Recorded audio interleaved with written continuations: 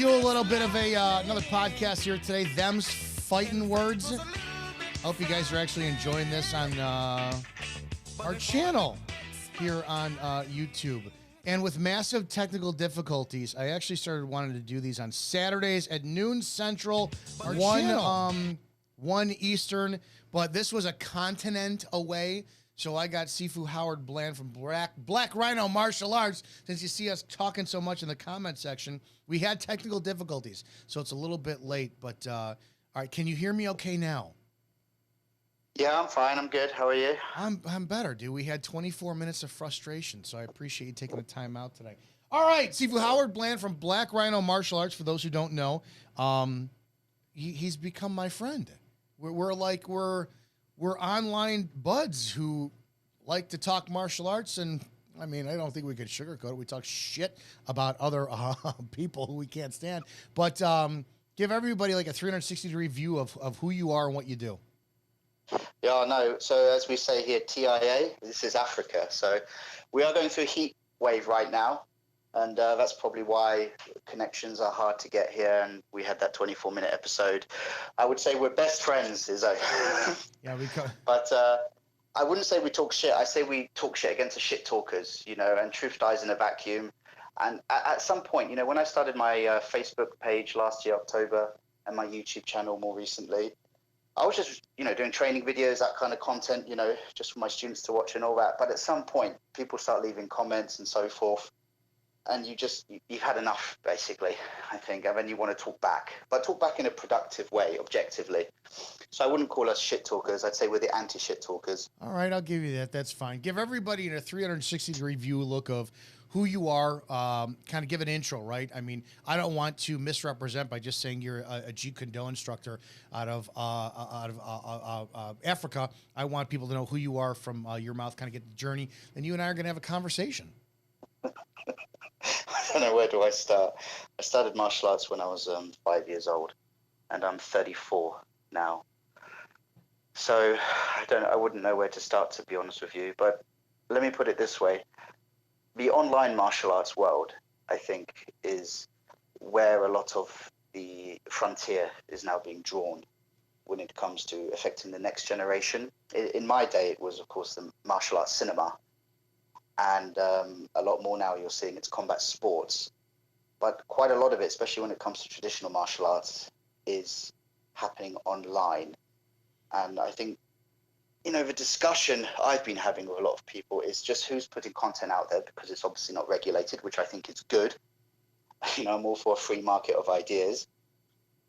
But when you ask me, who am I, what's my background and everything, I think I can skip the first 10 years and jump straight to Emil Marty Rosian School, because that's where I first learned the curriculum of Junfan Kung Fu, where I first learned the curriculum of Kali Salat, or Mafalindo Salat, which was Dan Inosanto's own personal interpretation of the many teachers he had from Southeast Asia. And of course, Emil's own interpretation, because of course in Jeet Kune Do, it's really all about finding your own way. And a lot of that time, that means adding to the system, because the system's supposed to have no bounds. And by that, I mean, a lot of the time you will find you have a nucleus, which is just an original standardization, but then you'll add to it according to your own inclinations and attributes. And for Emil Marty Rosian, a lot of that was Taekwondo kicking. He holds black belts in both ITF and WTF. So my background really was in that kicking, and you know, added on to a lot of the original Junfan Kung Fu and Mafalindo Salat material. And that was in West Sussex, the south of England, where I met Emil. You were talking about how cinema was like the martial arts journey was cinema and magazines. Magazines was the thing you could have tangible in your hands, and you read the articles when I was younger, and you looked at the people. And I remember when like YouTube came out, Emil was, dude, he was the man. And when I first started my Wing Chun journey, I could not believe how fast he was. So it was so cool for me to see, number one, like he was your Sifu. And then when I got an email directly from him, I was like just a couple months ago, you know, he connected with me and he was talking about you and you know, stuff we're doing. And I'm like, oh, this is kind of cool. Here's one of the pioneers that I kind of, you know, I mean, I'm 47, so I didn't really grow up with him. But when I started my Wing Chun journey in my early 20s, and he was somebody that you looked at and was like, holy crap. It was really awesome getting a message from him. I'm going to start with an obvious question. What is Jeet Kune Do? What is JKD? Because I want to preface this too. Now, you and I, we talk behind the scenes. We got a lot of common stuff. By now, I don't look for agreement. I want somebody who is, and I'll tell people publicly what I've told you privately. I do think that Howard's channel, Black Rhino Martial Arts, I think he actually is the future, if not for JKD, but for martial arts in general. What I really liked about his content is the way that he teaches, his ability to deliver material. It's better than mine, and it supersedes a lot of people out there.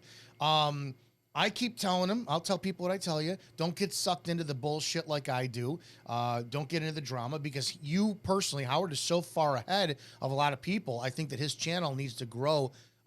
And the way to do that is to not give a shit about anybody else. So that's where we're going to start. I don't want your agreements. I want if you disagree with me on what Wing Chun is or this and that stuff, or where I'm wrong, I want to hear it. I definitely want to hear it because I respect you that much. But let's start with that. What is Jeet Kune Do? Because we hear that it is an art, it is a style, it's not a style, it's a philosophy. There's traditional, there's this, there's that. What the fuck is Jeet Kune Do? Well, first of all, before I get into that, let me just say, when I first arrived at Emil's classes, I too was just blown away by what he was doing. And I have to say, the thing that really got me onto it was he didn't talk. He just trained, and he demonstrated, and he lived up to the theory. Whereas I'd gone through years and years of classes in clubs where it was quite, the ego of the instructor was first and foremost. But with Emil, it was just straight away blown away by his attributes, by his strength and conditioning training, and pushing me to my limits. I can't tell you the throwing up in class, and the amount of time he gave me personally after years of coming to his classes, eventually the private training that happened and stuff. Because he also taught me Hung Kyun. He trained with Dave Lee, who recently passed away, the Hollywood stuntman, and who was also a Hung Kyun instructor, and with Walter Williams, who was the martial arts instructor of Chris Eubank, the famous British boxer, who's in Brighton, which is where Emil's from, Brighton. And I trained with him there as well. So what is Jeet Kune Do? Whatever it is, Izzo, let me put it this way. Whatever it is, it's going to have to fall on the shoulders of what Bruce Lee specifically said and what he wrote. What he is recorded as having said, he has written down himself. And that's where the tricky part comes in. Because after he died, there was, I can say, almost parasitical, there was the vultures swooped in, you see, on all of his writings and all of his note making, and the guy was just addicted to self-affirmations and daily journaling and all that sort of stuff, which is in vogue now. He was doing back in the 60s. What is Jeet Kune Do? I can say that every time a Jeet Kune Do instructor talks about what Jeet Kune Do is and isn't, how often do they refer back to what Bruce Lee wrote, to what Bruce Lee said? Almost all of the time, they're just adding their own spin on it, their own subjective interpretation, which has proved to me that whatever Jeet Kune Do is, it's largely down to the individual. I'm sure you've heard of Thomas Sowell, the American conservative. Mm-hmm. And Thomas Sowell, part of his dissertation at college, and then he expanded it into a book, he did a whole breakdown of Marxism. And in his book on Marxism, he says, you will never understand the writings of Karl Marx, like Das Kapital and all of that, unless you understand his language. Okay, now where does his language come from? It comes from the philosophy of Hegel. Okay, likewise with Bruce Lee. A lot of people these days say Bruce Lee's cryptic, so they see a lot of contradiction and hypocrisy in the things he did versus the things he said, or the things he wrote down versus what he spoke versus what he wrote down. Actually, a lot of what Bruce Lee does make sense, and Jeet Kune Do starts to mold into something which is tangible when you understand his language. And if you want to understand the language of Bruce Lee, you can't do any better, really, in my opinion, than starting with, for example, Krishnamurti, and starting with the Tao Te Ching, basically. So if you read the Tao, okay, I hope I'm not going to cut you off. If I back out of this Facebook, is it going to cut off the thing? I don't know. I don't know. I don't want that to happen, and because of our You're a good teacher. Go by memory. Go by memory. You're fine. No, I can't. But there are quotes from that book. There are quotes from Krishnamurti. The one I remember from Krishnamurti, he talks about walking the pathless path. And in this segment, he talks a lot about, I believe it was identified by James Bishop in his new book. And James Bishop is an academic who wanted to source, where a lot of the writings from the Tao Jeet Kune Do came from, okay, which I fully support doing that. I think it just enlightens the truth for all of us. And he identified where, for example, Bruce Lee talked about organization, the word organization. And Krishnamurti, if you read his writings on organization, being too beholden to institutionalizing, organizing things, to looking for a pattern, looking for a path to find your goals in life, he says the only path to truth is pathless. So all of this kind of language game they play, and it is a language game. It's the Ludwig Wittgenstein sort of philosophy, where if you understand the language game, then you'll understand the literalism. You understand the metaphor being said, and if you understand Krishnamurti's writings, you'll understand a lot of what Bruce Lee said specifically in his 1971 article, which everybody has to read. This isn't the Tao Jeet Kune Do or any of the after his death published books.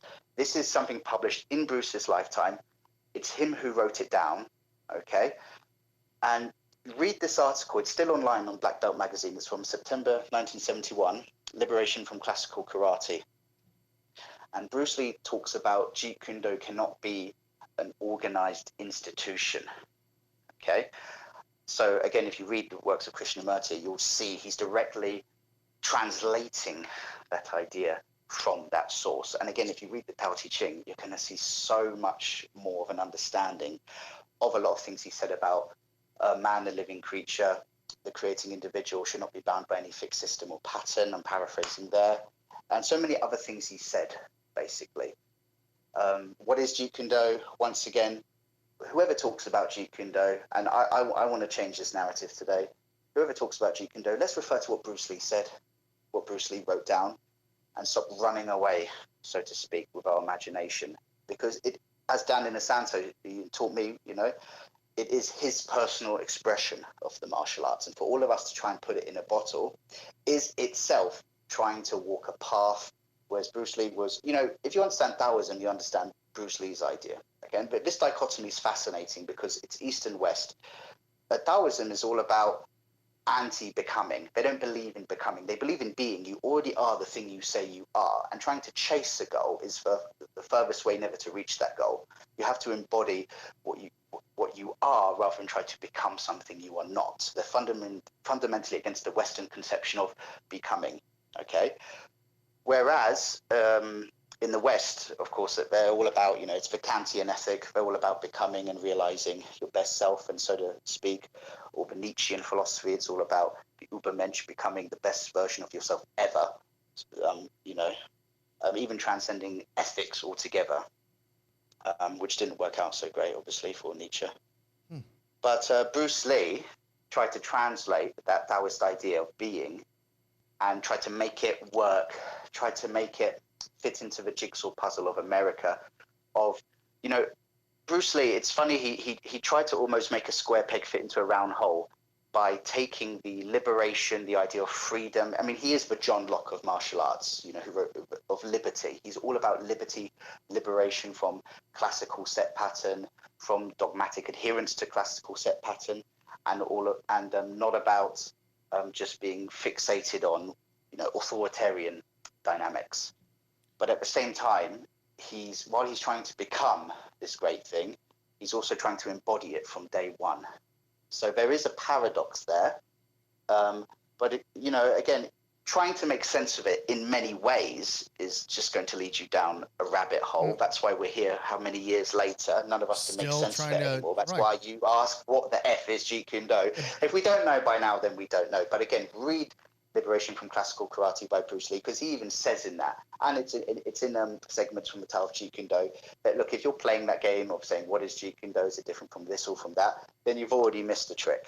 Yeah, So forget it. And Bruce Lee stuck to his word, because Bruce Lee closed his schools. Let me point that out. He closed his schools when he saw the wood for the trees and said, Jeet Kune Do is not working this way. He closed his own schools down. So he knew Jeet Kune Do wasn't something we could try to fit into a box. It was an idea. It was an inspiration. It was a movement to liberate people from thinking in the box, to get outside the box. And today, martial arts is a complete, whatever you have to say about Bruce Lee, whatever, it's a completely different world, largely because of his ideas and his effect on people. The biggest problem I have with the Jeet Kune Do community is the way that it makes sense in my head is you and I are having a conversation right now. We both speak English. We both are able to read the language, write the language. If you if you went all the way through your university years, but as a kid growing up, I was around one adult who spoke to me for 5 minutes a day. Another adult, maybe a couple of years later, spoke to me for an hour a day, this and that. And I learned to write I learned to write lowercase letters, but not capital letters. I never learned punctuation, right? I never got formal training in reading, writing, speaking, or articulating anything in the English language. And then you and I get together, we're not able to converse because I was not taught. I didn't get you hear that literally in people with their, like, Cardi B is a prime example. If you look at Cardi B's tweets, she cannot write English. And if you read the way that some of these kids today will write memes, the English language is lost. There's no punctuation. So they don't learn anything, and they insert their own language. That's what JKD is to me. It's like, why did you not learn? Bruce Lee wanted you to evolve. The problem I've always had argument too is, wait a minute, because people talk about the Bruce Lee got rid of Wing Chun, or Wing Chun's not necessary, this and that. Why are so many people in Jeet Kune Do completing the system of BJJ and getting their black belts, but they'll take 2 or 3 months of Wing Chun? It's like, that's why I'm asking, what the hell is Jeet Kune Do? Because if you're trying to kind of decipher what it is or figure it out, and you're getting rid of the classical ways and the set patterns, don't you have to know the rules before you can break them? Yes, 100%. But I would love to talk about that. Bruce Lee knew that. Bruce Lee knew that, and Bruce Lee talked about that. He understood the paradox he was creating. It led him to close his schools, I believe, that you need form before you can break form, okay? Because Bruce Lee talked about classical versus non-classical, and by non-classical, according to Dan Inosanto, what he meant was, and Bruce Lee said this himself in letters and so forth, we're the only non-classical Kung Fu school that doesn't teach forms, okay? And because you have to understand the context where Bruce Lee grew up, how things were is you'd spend years learning the pattern and no one would show you the application. And there's many reasons why. We know why that is, right? We know that's to keep students coming. We know repetition. We know students, it's how they or teachers, how they collect tuition. We know there's some guarding the rice bowl stuff for that. So I agree with you on that. So Bruce Lee, in that context, coming to America, land of the, home of the free, land of the, land of the free, home of the brave. Right. His head was just a sponge for freedom, to get away from that world of just dogmatic adherence to what your teacher tells you. And so obviously he exploded with revelation and realization and awakening at the idea of being liberated from his own boundaries. Now, he didn't come in and say, I'm a Wing Chun teacher. He respected it, man, too much for that. And Wong Shun Leung and William Chung. He came in and said, I'm just going to do Jun Fan Kung Fu, Bruce Lee's Kung Fu. But he was at liberty to do what the hell he wanted now. And the first thing he says was, I don't want form, because he was allergic to it. He had too much of it. But during the course of his short life, he did realize that I can't teach without form. He gave us this teaching. He made it clear. This isn't guesswork. In Longstreet, I think it was in 1972, He says, the character he wrote says to Longstreet, I don't believe in system anymore, nor in method. But then he says, without system, without method, what's to teach? He realizes his own paradox. And partiality is known as the first stage of cultivation in Jeet Kune Do. Bruce Lee had these plaques on his school, the walls of his school he had drawn up. He had partiality, fluidity, and then finally emptiness. Now, partiality, there's a little subheading underneath it that says running to extreme. So Bruce Lee saw form and patterns, okay, as ends of a spectrum. And again, go back what I said at the beginning of this interview.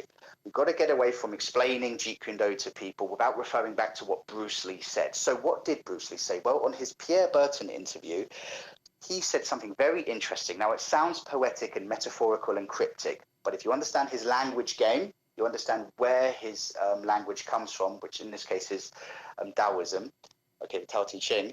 He says, on one hand, you have instinct, and on the other hand, you have control. You're to combine both of them, not to have one to the extreme. Now, if you have control to the extreme, you become a mechanical man. What is a mechanical man? It's someone beholden to form, someone, you see. But if you have the other extreme of just natural instinct, Bruce Lee said if you have too much natural instinct, then you become very unscientific. These are Bruce Lee's own words. What does he mean by being very unscientific? By being just beholden to natural instinct, freedom, liberation, just going with your own gut feeling, not having form, and just from day one, just being yourself. He says, well, you're being unscientific then. That's not going to work either. Bruce Lee wanted to be balanced in the middle of that spectrum, to find the middle ground, I believe. I believe this is clear in his writings, and it's shown in his movies if we get into a discussion about what are a lot of little hidden messages Bruce Lee put in his movies, both visually and in terms of dialogue. Bruce Lee definitely understood that difference, because Ed Stall talked about it in his video at Metrolina Martial Arts. If you watch his video on are there any forms in Jeet Kune Do, because Bruce Lee did teach forms in Jeet Kune Do, like Ung Moon, his own interpretation of the 3 forms of Wing Chun. Okay, and in Ung Moon, it is literally showing application in each attack. Now, there's a reason Siu Lum Tao and all these forms developed centuries ago don't show direct application, because they're hidden for a reason. I mean, during the times of the Manchurian rule of China, Han Chinese majority people practicing martial arts in public could get your whole family killed. Okay, so there's a reason there's a lot of hidden meaning in Siu Lum Tao, for example. But that wasn't around in Bruce Lee's days, 1960s America, you know, on the West Coast, no less. So Ung Moon shows Tanda, Tan Sao, it shows Gan Sao Da, it shows Bong Saos, it shows stepping off the line Wan Pak Sao, or Jack Jern Buji, and a side kick to the knee, and it just shows you the application. And Ed himself talks about, well, he said something very interesting, because he got in a conversation with Dwight Woods, and Dwight Woods was talking more cryptically in his video about, oh, maybe Jeet Kune Do does have form or it doesn't have form. You have to go to Dwight Woods' channel. He's in Miami, Jeet Kune Do. And Ed in the comment section said, look, I've tried that, but when I have new students come in and I just go for liberty, freedom from the nucleus, and straight away start shadowboxing your own stuff and don't learn any form or patterns or set routines first, then these people look like they're possessed. Yeah, yes, that was that's brilliant. great. I thought that was absolutely brilliant from Ed. He's got the right idea. That's exactly what it is. And you can imagine Bruce Lee had the same problem when he had this amazing idea of liberating people from form and set pattern and routine. But he was mistaking for the wood for the trees himself. And in Enter the Dragon, he talks about the finger and the moon, which he got from Wang Sheng Liang. But go ahead. True, wherever he got it from, in Enter the Dragon, he expresses that dialogue not to the audience or to the character. He's talking to himself, saying, and Bruce Lee very famously said, I've discovered the cause of my ignorance, which is something he said later in his life, after 67. Discovered the cause of his ignorance, and it was because he realized you're going to have form. So the first stage of cultivation in Jeet Kune Do is run to the extreme, get form. You know, I mean, you look at Bruce Lee's early students like Dan and Asanto, for example. They were black belts already in Kempo Karate under Ed Parker. You know, for him, he could straight away jump to liberty and start chiseling away at the dynamics. You know, but if you're starting from scratch, you got it. Like for example, if we get onto the conversation with Thomas Marks and all this. These guys are free to criticize whatever they want, but it has to be pointed out when they're teaching, like you talked about in your videos, if you're teaching Wing Chun is wrong to someone, but you haven't studied Wing Chun, then how can you call yourself Jeet Kune Do if you've skipped the first stage of cultivation, which is run to the extreme? First, learn this stuff. Well, that's like me with my wrestling background trying to tell somebody, well, because I'm a grappler, I could show Brazilian Jiu-Jitsu doesn't work. I don't need it because I'm a wrestler. That doesn't make any sense. Yeah, I mean, I'm more interested in what you think Jeet Kune Do is. After the couple of months you've spent making videos on this and looking around, well, a couple of weeks really, but paying attention to what's going on, what do you think Jeet Kune Do is? Jeet Kune Do seems... For me, when I made the Izzo Wing Chun Jeet Kune Do problem series, I watched your videos and saw Jeet Kune Do. I saw you talking about ideas, about simplifying what you were doing, because you already had the basis. You had, what was it, 1998 you started Wing Chun, you talked about. You already had this amazing foundation, and now in your videos you're talking about, like your meeting with Samuel Kwok, when he took you to the side and said, hey, apply more pressure, stop chasing hands, and all of a sudden your world exploded. It was just like Plato in the cave. Suddenly someone turned your head around, and all the shadows you've been watching all your life, you've realized they're being cast from physical objects outside. That moment of revelation is, for me, Jeet Kune Do in a little bottle. It's a piece of magic when your mind just goes... I believe Bruce Lee, when he came, discovered boxing and pressure testing and was liberated from the dogmatism back home in Hong Kong, he had that moment and he ran with it. I believe you had that moment too. I had that moment certainly with the Wing Chun world, where I met an amazing Wing Chun martial artist known as Suki Wan, who's based in Guildford in the UK. He's an Englishman of Chinese heritage.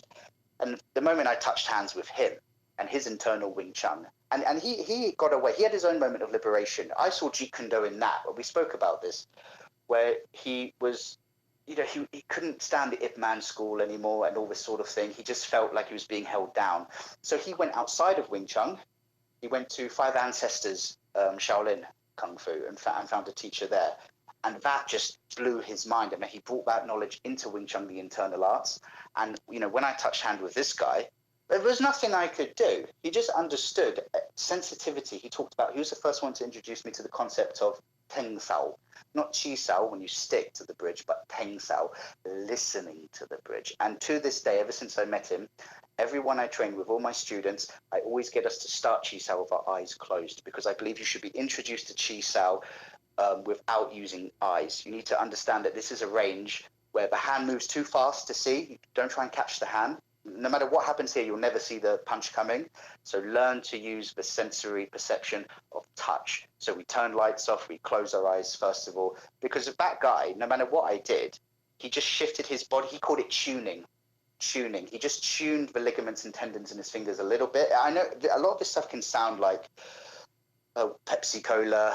No, it's cool because Yazoo.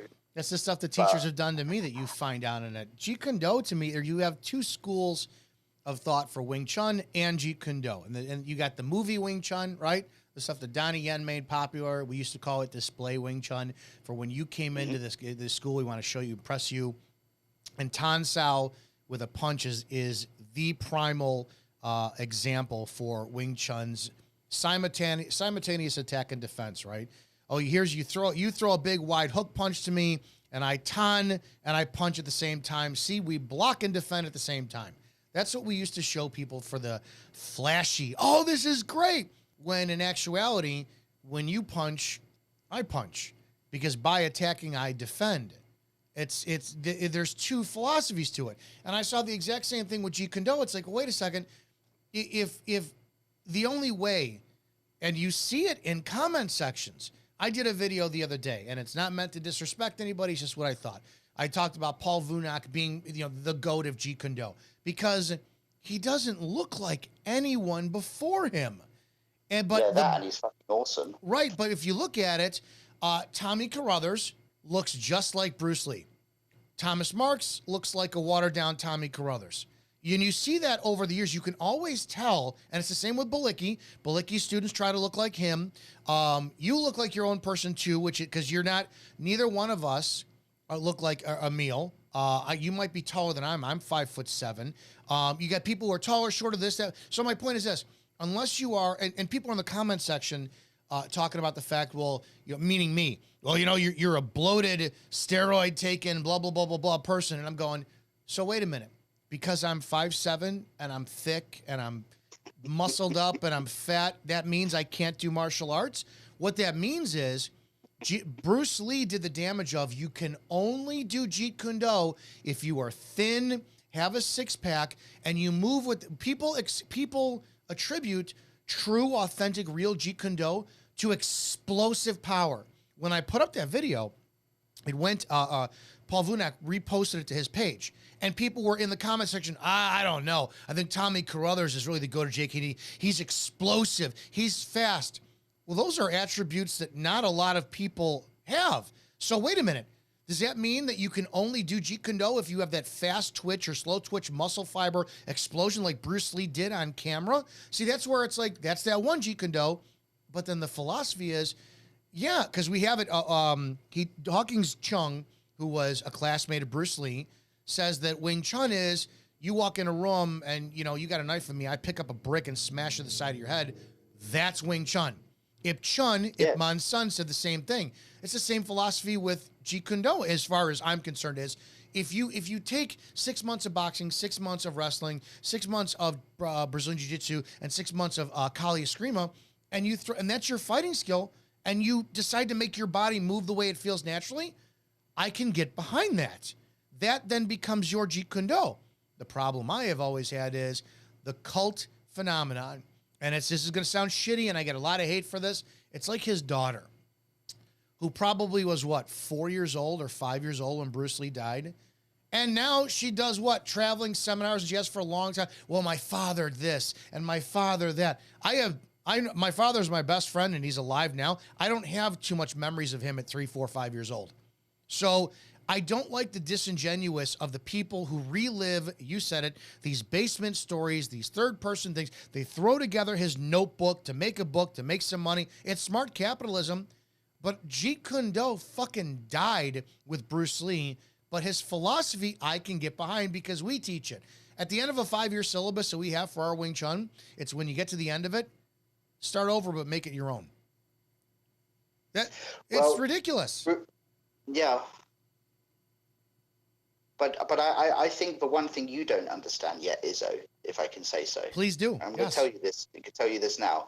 What you don't understand yet, I hope one day you do, or if anything comes from this conversation, you understand this now. But everything you just said, if Bruce Lee was alive today, I fundamentally believe he would agree with you. And he would be just overjoyed at hearing you say Jeet Kune Do is dead. Bruce Lee, in his own words, said Jeet Kune Do is a boat to get you across the river. Once you're across the river, forget the boat, mate. It was a journey of liberation for him. He tried to explain it and teach it and pass it on to others. It worked out in many ways, and in many ways it didn't. Those who standardize Jeet Kune Do today try to make a new style of it and call it original and so forth. I mean, there's many there's debates between Jeet Kune Do concepts and original Jeet Kune Do, but it's way deeper than that. Within those different departments, there's debate and there's dissent. Within original Jeet Kune Do, you have some schools like Lamar Davis, for example, who keeps Wing Chun trapping because if it's original Jeet Kune Do, strictly sticking to only what Bruce Lee did, well, he did a lot of Wing Chun, but other schools say no, original Jeet Kune Do is when he did less Wing Chun and more kickboxing or more, as the quote goes, fencing with hand and feet. And they argue with that other school, you see. So this is the result of standardizations and what Bruce Lee referred to people as the classical man, okay? And this is a great quote to read up online. Bruce Lee talked about the classical man is so tied down to his routine and imitation. Whereas the non-classical man is someone who just said everything you just said. Let it die. And Bruce Lee in Longstreet, going back to that episode, one of the last things he says to Longstreet before Longstreet goes to have his match, he says, like everyone else, you want to know the way to win, but never to accept the way to lose. To learn to die, to accept defeat, is to be liberated from it. So tomorrow, when it comes, you must free your ambitious mind and learn the art of dying. Now, how many times did he use the verb dying there?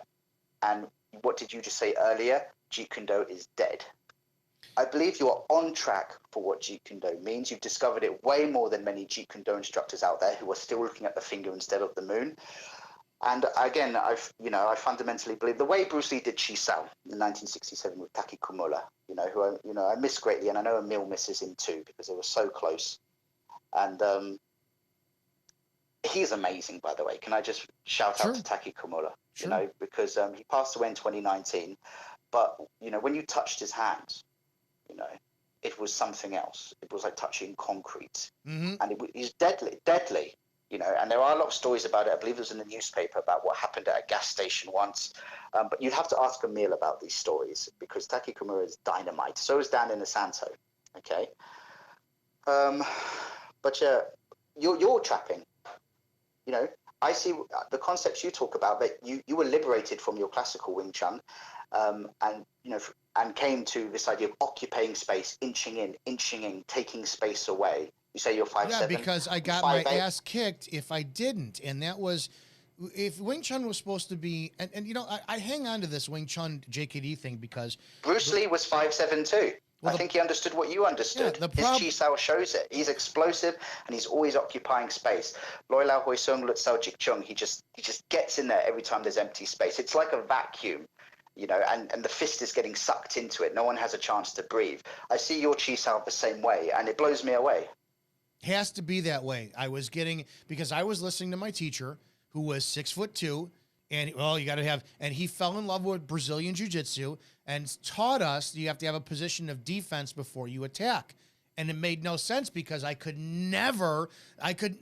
you were taller than me when we cheese out, I'd get my ass kicked 100% every single time because I'd wait for the attack to come in and then I would redirect and when that pressure, and as a wrestler and a guy who worked in the bar industry, as a cop, it didn't make sense because by the time that energy's coming in, it's coming in fast, aggressive, and behind the mass of the person who's doing it.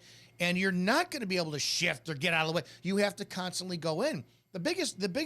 My hang up, because just as much as people want to defend why are you always knocking on Bruce Lee, is because he left a mess behind that forced people to go, Wing Chun doesn't work and it's shit. We don't see it. You never see it in the MMA. Oh, you can only see it if it's dangerous, all this shit. And I hate that crap for two reasons. Number one, we still have Wing Chun teachers not explaining to students, this is why you're going to stand in your horse stance and chain punch for an hour. This is why you're going to do it. So people leave and they go to an MMA gym because it's more effective. The second reason, too, is you get people, like I know several Jeet Kune Do instructors out here with the Jeet Kune Do concepts who never had a single Wing Chun lesson, but they know Bruce Lee's trapping and whatnot. And since Bruce allegedly said Wing Chun doesn't work, therefore it doesn't work. This is why I've doubled and tripled down in my Wing Chun journey, and I never explored anything else because it's concept. I know the forms, I know the structure, I know this, but I have to know this now based on my size, my speed that is aging. I'm almost 50. I'm not 27 anymore. My ability for endurance, like all the physical attributes that are starting to age and slow down. How do I make this art work? And that has always been, number one, doing what Wing Chun is supposed to be, which is direct and efficient. And that always means going in. So that was where my light bulb moment was. And that's why I have such a problem with both Wing Chun and JKD communities. Well, okay, but your original question, if you want to know what Jeet Kune Do is, just replay what you just said. Again, sounds to me like you researched your own experience, you absorbed what's useful, rejected what's useless, and added what is specifically your own. It's personal liberation. That's all it is. Like you talked about in a recent video when you saw someone dropping down into their horse stance, that Sifu online, doing the battle punch, and it gave you a light bulb moment. Jeet Kune Do is all about breaking away from dogmatism to have those light bulb moments and to find your own way. That's all it is. Now, I understand people's argument. It's not about being relativistic. Just do anything you want. Bruce Lee was also quite clear it's about utility. He said, very clear of his language, only that which works. Okay? Use only that which works. But then he added on to that. The caveat was, take it from any place you can get it. Okay? So if you get it from Wing Chun, okay, because a lot of people talk about, because they've standardized Jeet Kune Do, again, this is for Tommy Carruthers School, the Thomas Mark School, they believe Jeet Kune Do comes down to certain truisms, absolutes. And of course, as we learned in Star Wars, only a Sith deals in absolutes. Anyway, listen. when it comes to Jeet Kune Do, if you're going to deal in principles and absolutes like simplicity, like between A and B, a straight line is simplicity is the shortest distance straight line. I can't even remember them. They're so rubbish. And certain primary targets, you can only hit the eyes, the throat, or the knees. Again, missing the wood for the trees, because they get lost in three as words. This is an aphorism that gets played over and over again, like it's a goddamn Kun kit of Jeet Kune Do. Standardization of Jeet Kune Do. Wing Chun, you have your Kun kits. They'll always be true to the system, and it's what makes Wing Chun Wing Chun. Fair enough. But with Jeet Kune Do, they say, simple, direct, efficient, or economical, depending on who you talk to, or non-classical. They say Jeet Kune Do is simple, direct. Jeet Kune Do is none of that. Okay, Jeet Kune Do is winning fights. If it wins the fight, fine. But how you win a fight is the big question. And the way the style is not going to decide it for you. The style can't give you all the answers. It's going to have to come from your own personal liberation. The style doesn't matter. Bruce Lee said, become the total style. Then you'll learn how to win fights. You'll learn to win it your way. People say, don't do high kicks. Emil got run through the mud, and everyone told me to leave his school when we would go to like the Seni martial arts events, biggest martial arts events in the UK in 2004, 2005. And I would meet, lots of William Chung. I shook his hand there and so forth. The best of the best were there. But Emil on the message boards got raked through the mud for high kicking. Bruce Lee wouldn't high kick. That's not how, because Bruce Lee even said in some of his old discarded manuscripts, high kicking is not a great idea on the street, blah, blah, blah. But for Emil, his high kicks, were fight finishers. So for him, they were fight finishers. Okay, but that doesn't mean it's going to be a fight finisher for you. But for him, that's the best way to go. To try and say simplicity, directness, and winning fights, the best way to win a fight is codified down to certain set techniques. That is the thinking that Bruce Lee thought was running to the extreme, too much partiality, and it was where you get lost in form and dogmatism. Okay? Anyone who liberates himself from that and finds their own way of expressing whatever pedigree of style or mixture of styles they do, as long as they're finding their own truth, what works for them best in a fight, that is what Bruce Lee wanted. And whether you call it Jeet Kune Do or MMA or something else, that's what matters. Because I tell you, in a couple hours, maybe less than that, UFC 280 is starting. Peter Yan versus Sean O'Malley and Charles versus Islam. And can I just say the champ has a name? Okay. I'm telling you, what you're going to watch there are not people who do Muay Thai. They all learn boxing, Western boxing and Muay Thai, and they learn some karate, freestyle karate, taekwondo, and Brazilian jiu-jitsu, combat sambo from Russia. They've all learned these styles, but yet all of them are going to be fighting their own way, and they're going to be making it work. And you're going to see boxing that no other boxer has done before. Sean O'Malley learned boxing, but he boxes like no one else in the world, with his creative hand striking. And Peter Yan, who trains with Tiger Muay Thai in Thailand, the way he does flowing circular combinations from his back fist to his hook punch into a reverse round kick or wheel kick, it's a joy to watch. And I that's why I fundamentally believe, Bruce Lee was alive today. If not, he would have been at the business end of MMA, one of the pioneering founders, because he's seen by MMA people today, at the highest tiers of the sport at least, as a founding father, as an inspiration for the sport. He'd be in the front seat. He'd be there in the front seat with Kanye West and all these people and so forth, all these celebrities, loving what he's watching. Okay, but I don't believe he would really be paying attention, or he'd kind of be turning away, moving away, and not wanting to be seen with, I think, practically people like me, people like Thomas Marks, people like all of us who stylize it, standardize it, because I do in my own class. Do I teach Jeet Kune Do in my own class? Why don't I call myself Black Rhino Jeet Kune Do? Because I don't think I am teaching Jeet Kune Do. I think I'm teaching standardization, stylizations that work for me. And my students are going to have to learn form, partiality, so they don't look possessed, to use Ed's language, But that will never be Jeet Kune Do for them. Today in my class, I had a new student of mine, and I've taught her quite a bit of Wing Chun, but we were doing boxing today, some of the old set boxing drills on the focus mitts that Bruce Lee taught Dan Inosanto. Dan Inosanto taught me in Emil. But she kept using a Wing Chun punch. And then I thought that was wonderful, because I explained how you're trying to make the style apply rather than finding your own way, so to speak. So I can't remember what the lesson was, but it was proof to me that when you teach a style to somebody, they get very attached to that style, beholden to that style, and it's very hard to then teach them something new. A simple thing like turning a vertical thumb up fist into a sideways boxing sort of fist, a chung choi versus ping choi, we would say in the Cantonese. So yeah, I don't know. I think what you're doing is Jeet Kune Do. Like it or not, Izzo, I think what you're doing is Jeet Kune Do. Well, I got blessed. And you may say you don't like Bruce Lee, but I like you, and I like Bruce Lee, and I see a lot of convergence between your guys and the way you approach your martial arts and do things. And Bruce Lee was outspoken. Bruce Lee didn't like bullies as well. And you don't either, and I think that's the way to go, actually. And if we do get onto the conversation about Thomas Marks and all this, because I think it should be made clear here that they all have the freedom. I have no problem with anyone teaching what they want at the end of the day. My beef is not that they teach Jeet Kune Do a certain way or have standardized it and so forth. They can do what they want. It's a free world that they want. It's not a free world, but you know what I mean. Like, who am I to say anything?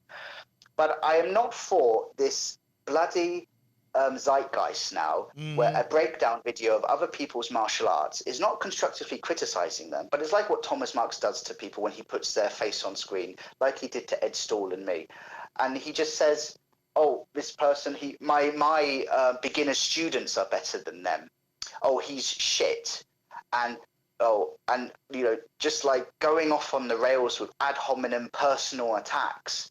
And I'm like, dude, that's when I'm like, well, you know what? I'm not going to go at you with the same thing, but I am, you know what? If you want to do a breakdown video, I'm going to do a breakdown video on you. So I'm going to look at the things you say and just show who you are, because that's all I've ever done with these people. Objectively as I can, I've just shown who they are by showing their own clips. Right. And that's funny, isn't it? Where if your own clips get you in trouble, your own words get you in trouble, then I'm not the problem for calling you out. Because, you've put yourself in that position by what you've said. If people can make videos of me just putting together things I've said and it makes me look bad, then that's not on the person who put the clips together. That's on me. I want to kind of talk to, well, I want to go that direction, but I want to clarify where you're correct is with your student was learning boxing attributes and applying like a vertical fist. I'm a purist in a lot of things, right? Heritage, culture, whatever. No, she was wrong. She was wrong to do the vertical fist. I said, no, that's got to be a boxing fist. Okay. I explained to her because obviously Wing Chun, that vertical fist with the elbow in, it's designed for close range. I know you talked about in the video, do you believe in the Ichi Kim Young Ma, first of all, that it is, you can punch from that position where feet are parallel with each other. You don't have to have 1 foot behind. No, because I do, because it's about very close quarter fighting and you generate with that sinking energy. So I don't know what your thoughts are there. It's circumstances dictate tactics. If I have a person in front of me who is, let me put it this way. If I have a student who's 5'4" and she's 110 pounds and she goes to hit me and I'm rooted and she's in the parallel stance, Yiji Kim Ma, and she's not, and she hasn't learned that root yet, she's going to have less of a time keeping her own stability. She'll hit me and she'll bounce back, but based on her structure. And the problem I have is everybody thinks that in Wing Chun, like this is the William Chung school. They adhere to this solid elbow has to be down, has to be on center. I'm 47. I don't do yoga. Do you have any idea how hard it is for me to keep my elbow on center? So I take the concept of what I've learned over the last 25 years in a Wing Chun punch. And if my elbow deviates out to the side a little bit and my fist goes a little bit horizontal, oh, you're not doing Wing Chun, you're boxing. No, that's my anatomy.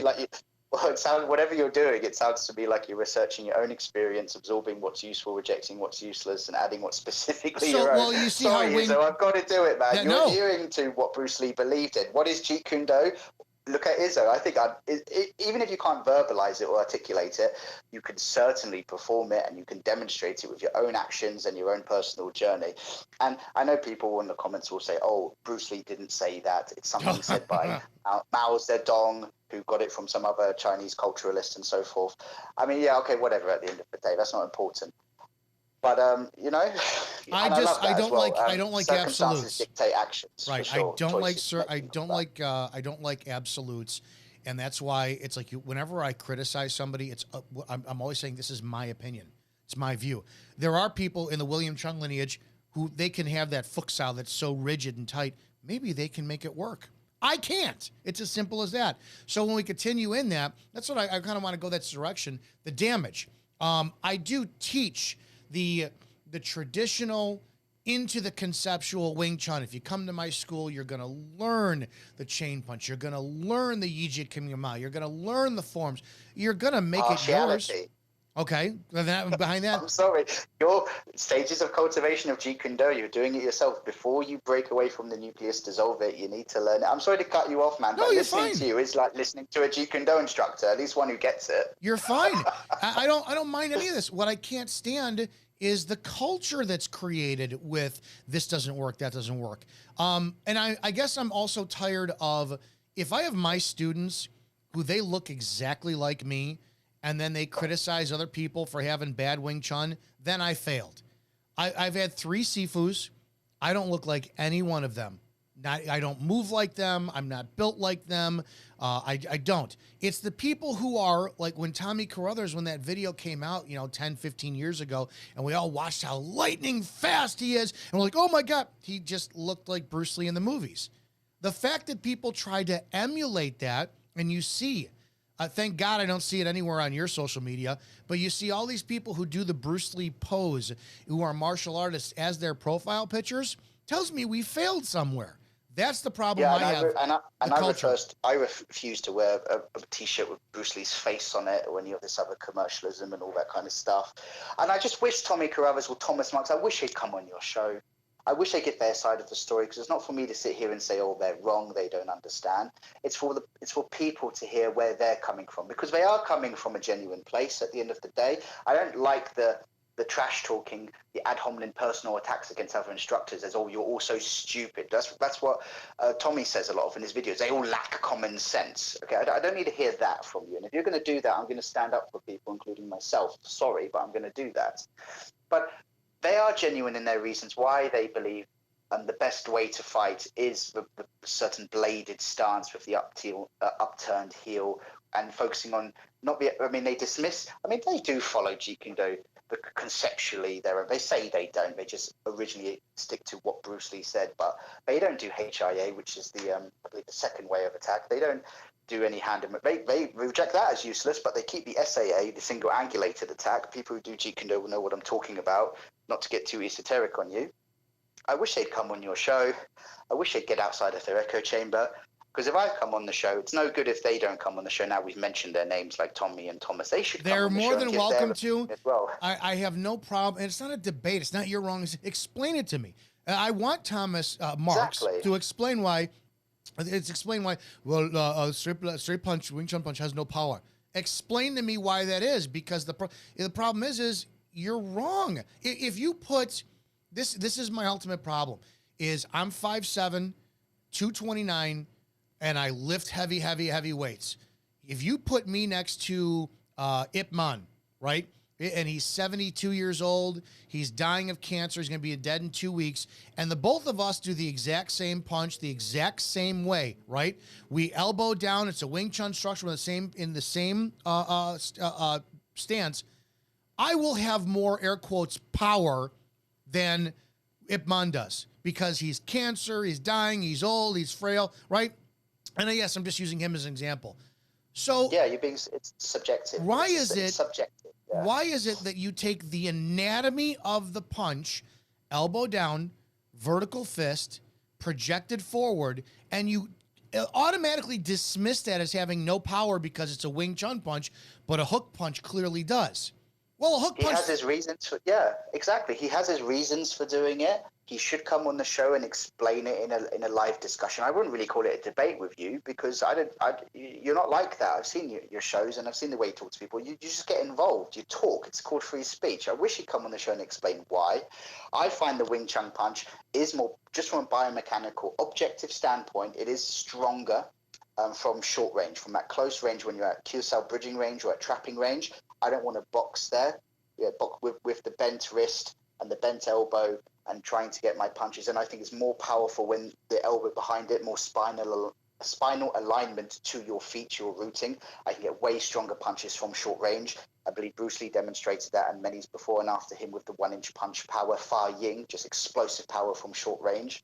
I do believe it's stronger at close range. Maybe at boxing range, it's not as strong. I mean, if you adapt it and modify it the way you've done, of course it's strong. But if you stick to it classically, boxing punches are stronger because they have the hip rotation. Sinking knees, the wrist rotation, the torque of the corkscrew in the punch is going to be better than an elbow behind punch from range. Yes. But close in, Wing Chun punch is bloody I can't strong. hit a heavy bag. And I do use it in sparring at close range. I'll fire off the Lin Wan Kyun or the Jik Chung Choi to smother and to hit with short, powerful strikes, because boxing in that pocket, it's great if you can get that uppercut in and so forth. But when we get into the MMA world, you're just there to be underhooked a lot of the time. But when you have your elbows in, and you're tight, you're protecting yourself from underhooks. And anyway, anyone out there who says, you said earlier, oh, Wing Chun's not in MMA, please. Okay, Anderson Silva trained in MMA, Tony Ferguson, Rose Yamahunes works with a Jeet Kune Do instructor teaching her concepts from Medan in the Santo School, Kali Salat and all this, working on fluidity at bridging range with the Hubad sequences. So don't tell me that, okay? You know, a lot of people have opinions at the end of the day, but like I say, these people who have these opinions, I wish they'd come on your show when you invite them, Izzo. Let's we're running out of time here. A couple of different things. Firsthand, tell everybody where they could follow you, your channel, what the future is for your channel, and then I want to ask you one more question before we go. Yeah, just Facebook or YouTube or Instagram, Black Rhino Martial Arts, and you'll find me basically, and totally uncensored comment sections. Say what you want, share any information you want. And yeah, interaction is important and debate's very healthy. So I encourage that on my channel. I don't want an echo chamber. I want people to come there and say, no, Howard, you're wrong. Here's why. Because otherwise, how am I going to learn anything? At 34 years old, I haven't come close to learning what I could learn, you know? And yeah. All right. What do you see the future? What do you see the future for both Wing Chun and JKD? Three parts. You could lump JKD and Wing Chun together. And then do you see a future where of like classical martial arts, karate, taekwondo, do you see them just disappearing because of the MMA craze? So more so blanketed, I guess I'm asking, has MMA done damage to Jeet Kune Do, Wing Chun, classical, traditional martial arts, and what do you see the future for all of it? MMA, on the contrary, has reawakened an interest in Jeet Kune Do, which had died at the late 80s and into the 90s with the first UFC events and so forth. It had died because people said, oh, forget this. And famously, someone defected from Jeet Kune Do, Matthew Thornton. His gym went on to create fighters like Conor McGregor and so forth. Now, where MMA has come, it's reignited an interest. Like I just mentioned, some of those fighters earlier, world champions, who are going to such coaches to subsidize their original MMA coaching. You know, it's reignited an interest in it. And the future of Wing Chun, I believe, is an interview I did, I think it was earlier this year or last year, with Dynasty MMA in Canada. Dynasty MMA, run by Hoy.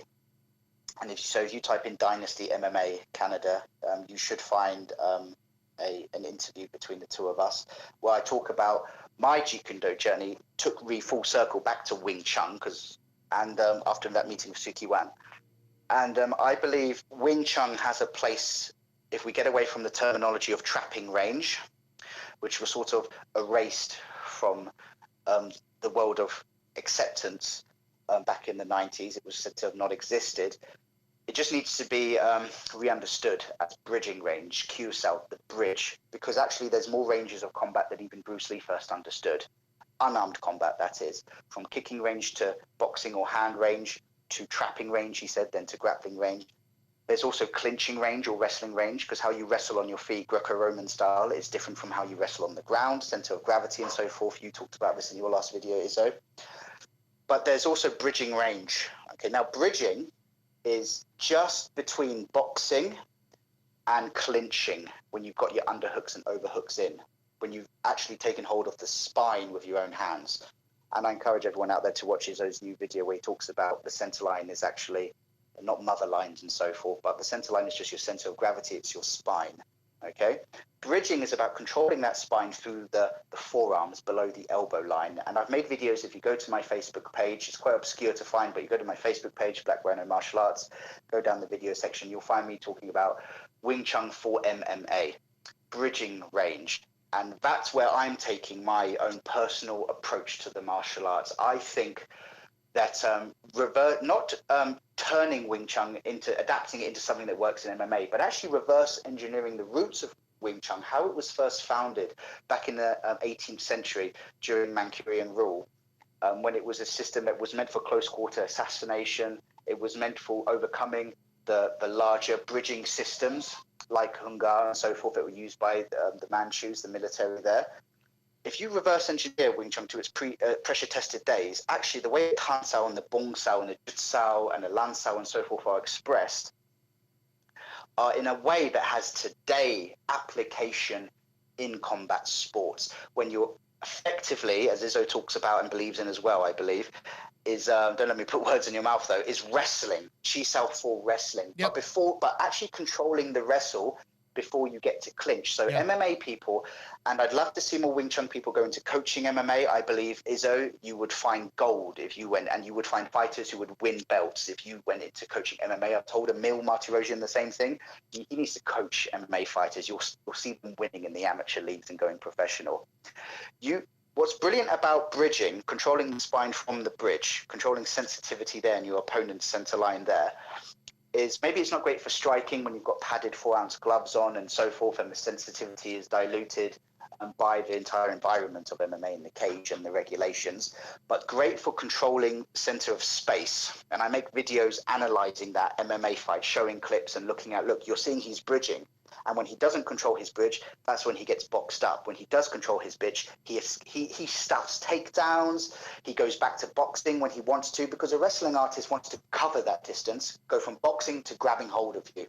But if you can control your range, if you can have good chi sao and bridging skills, and all of those kyu sao expressions that we see in the Silum Tao form, Chum Kyu and the rest of it, that stuff is gold.